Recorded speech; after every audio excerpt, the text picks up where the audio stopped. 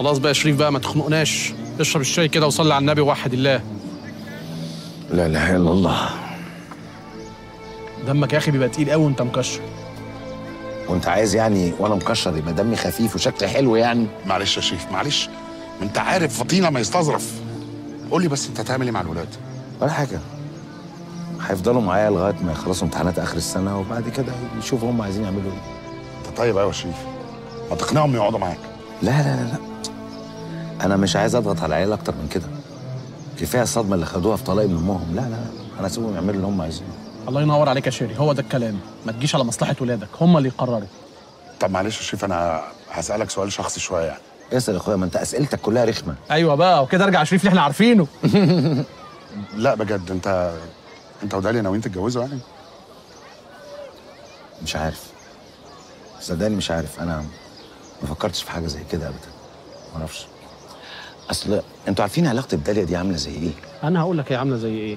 دي بالنسبه لك هي ازمه منتصف العمر اللي بيمر بيها اي راجل. والنبي فطينه ليه؟ انت هتعمل فيها دكتور نفساني؟ ما تسيب الراجل يتكلم. اتفضل.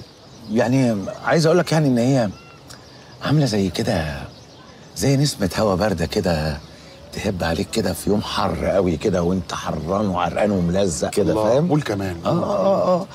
وبعدين اصل داليا دي كان بيني وبينها ذكريات جميله جميله، كنا بنحب بعض قوي. انت هتقول لي الحب الاول ده ما بيتنسيش يا معلم. والنبي تلهي يا عم روميو وخلي الراجل يكمل. لا لا لا، هو بيتكلم صح اهو. ايوه، اصل لما يظهر لك الحب الاول ده بقى في وقت بقى مراتك متجنه وراها ومهتمه بحاجات تانية ومنكده عليك بقى وقرفاك بقى ومهتمه بشغلها، تلاقي نفسك بقى بتتشد كده ندقه بتاخدك. طيب بس انت برضه ما قلتلناش ناوي تعمل ايه انت وداليا؟ صدقني مش عارف يعني، انا متلخبط، ما اعرفش، مش عارف. وش بالشاي بقى. لا مش عايز. السلام عليكم. عليكم السلام. ها ساره خرجت ولا لسه؟ لسه يا شريف.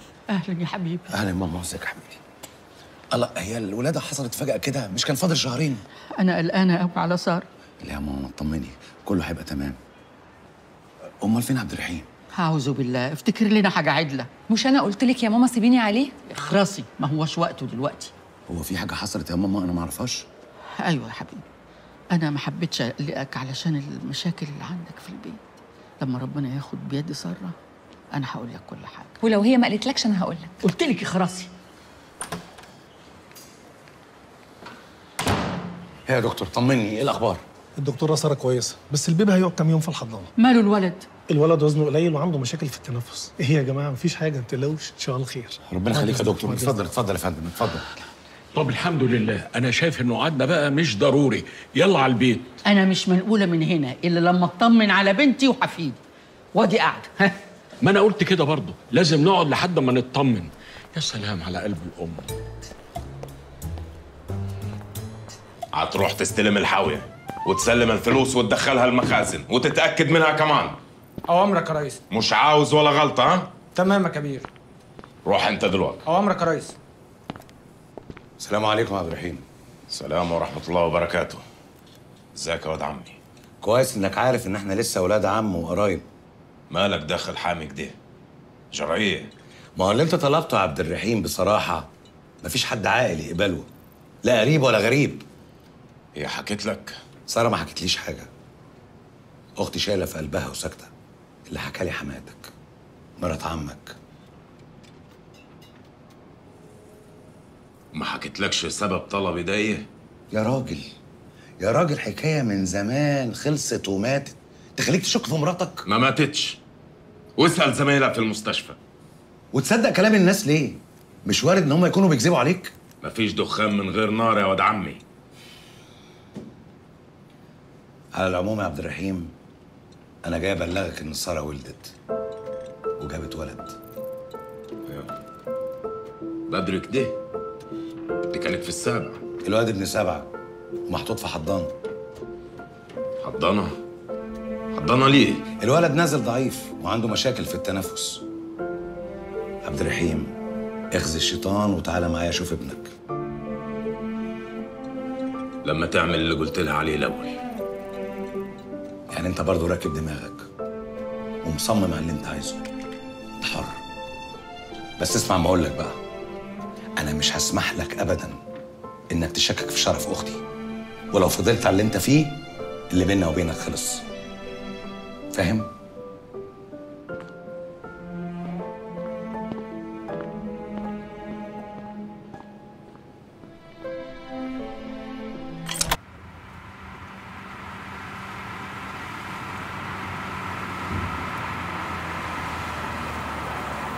الو. يا ياسين، انت فين؟ نور اوضتك مضلم. فين؟ جيم؟ طيب سيب اللي في ايدك بقى وتيجي فورا على البيت، وحسابي معاك بعدين. اوكي؟ ماشي.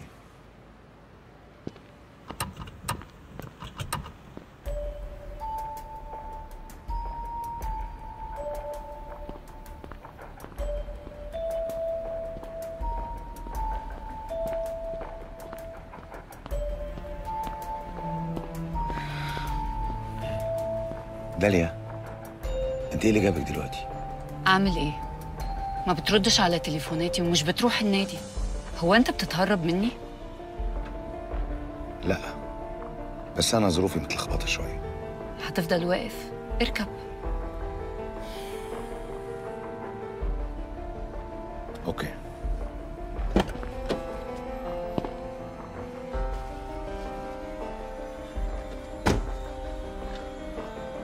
ايه؟ خايف ولادك يشوفوك معايا؟ انا ما بخافش من حد، وبعدين احنا مش بنعمل حاجه غلط عشان نخاف. ولادك مش هنا؟ ياسين في النادي وياسمين وصلتها عند عمتها لانها خلفت فبتبارك لها. مبروك. الله يبارك فيكي. انت ليه مصر تتهرب مني؟ انا مش بتهرب ولا حاجه، انا بس ظروفي ملخبطه ومش في حالتي الطبيعيه. مراتك لسه عامله لك مشاكل؟ لا خلاص، الموضوع ده انتهينا منه. طلقتها؟ ايوه. انا اسفه جدا، زمانك دلوقتي مش طايقني. لا لا، انا بس محتاج منك انك تقدري ظروفي. انت ليه بتبعدني عنك؟ المفروض اني اكون جنبك في الظروف دي. داليا، انا بقولك اني مش مظبوط وحالتي متلخبطه وتقريبا ما بنامش. انت دبلوماسي جدا، مش عاوز تصارحني انك بتكرهني لاني ظهرت في حياتك. انا مش من النوع ده، انا مش من النوع اللي بيجيب شماعه ويعلق عليها اخطائه. انا المسؤول عن كل حاجه وانت مالكيش ذنب. شريف، تعالى نتجوز. نتجوز؟ صدقني ده الحل الوحيد لكل مشاكلنا. انا مستعده اعيش معاك بالشكل اللي يريحك. ان شاء الله اشوفك مره في الاسبوع. تعالى نحط همي على همك ونتعكز على بعض. قلت ايه؟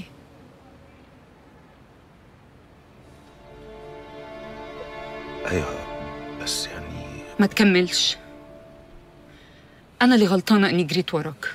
داليا، ما تتسرعيش في الحكم عليا. انت مش متخيله موضوع الطلاق ده اثر عليا قد ايه. انا والولاد، الولاد تعبانين جدا، وانا المفروض عليا اقف جنبهم في المحنه اللي هم فيها لغايه ما يخرجوا منها. ولو عايز افكر في حاجه يبقى مش دلوقتي. في دي عندك حق، اعذرني. انت عارفني مجنونه، مش عاوز غير اتاكد انك مش هتتخلى عني. ايه ده؟ سيف؟ خليكي مكانك، ما تتحركيش.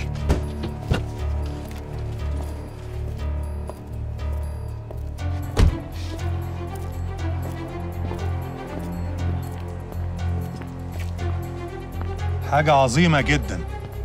أنا مش قلت لك ما تتصليش بالأستاذ ده تاني؟ انا حره. انت هتعدي عليا النفس اللي بتنفسه؟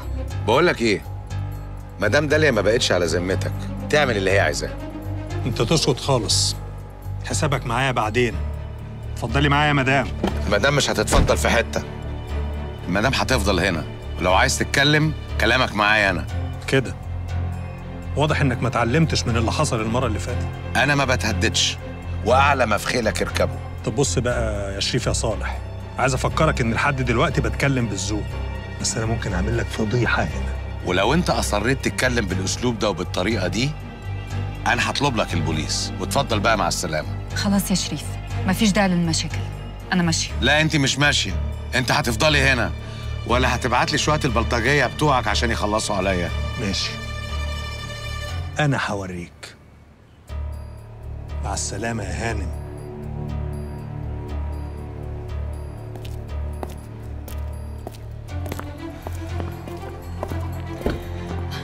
انا اسفه على كل اللي حصل.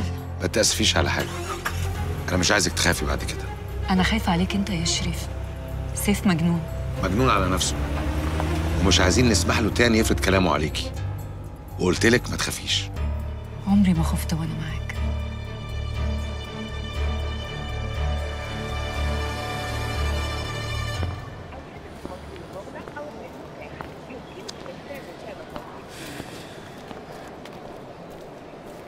حازم، حازم، تسلم. ازيك يا حازم؟ الحمد لله. ازيك يا حبيبي، عامل ايه؟ الحمد لله. بقول لك ايه، ما شفتش ياسين وياسمين؟ انا مستنيهم من بدري بره، ما شفتش حد خرج قدامي. ياسين وياسمين خرجوا من بدري. خرجوا؟ لوحدهم كده؟ لا، طنط ندى جت عملت لهم اذن وخرجوا معاه. اه ماشي يا ندى. طب يا حبيبي متشكر قوي. طب انكل، بعد اذنك انا كنت عايز اتكلم معاك في موضوع. بخصوص ايه؟ بخصوص ياسمين. حازم يا حبيبي، مش احنا اتكلمنا في الموضوع ده؟ قلنا بس الدراسه تعدي ونتكلم في موضوع الخطوبه ده بعدين. لا يا عمو، انا عايز اتكلم معاك في موضوع تاني خالص. طيب تعالى اركب معايا.